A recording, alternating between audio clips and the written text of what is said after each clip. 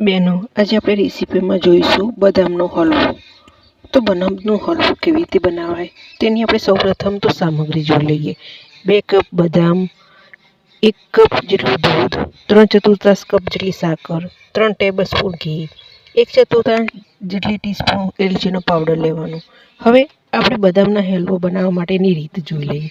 તો એક ઊંડી નોનસ્ટિક પેનમાં પૂરતું પાણી ગરમ કરવાનું, બદામ ઉમેરવાની અને 3 થી 4 મિનિટ માટે હાઈ ઊંચ પર ઉકાળી લેવાની. આંચ બંધ કરો અને તેને 5 મિનિટ માટે બાજુ પર રાખો. પાણી નિતારીને બદામની છાલ કાઢી લો. તેને ટુવાલ અથવા મલમલના કપડામાં સંપૂર્ણપણે સૂકવી લો.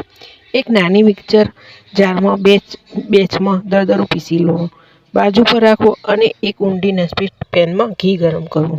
દરદરી પીસેલી બદામ ઉમેરો, બરાબર મિક્સ કરો અને સતત હલાવતા રહો અને મધ્યમ આંચ પર 3 થી 4 મિનિટ માટે પકાવો.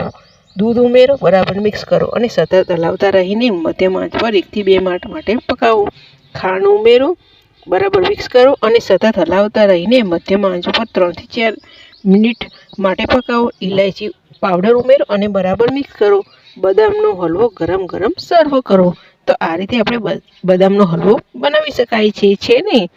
સૌથી સરળ રીત. તમે ઘરે પણ આ રીતે બદામનો હલવો જરૂરથી બનાવજો.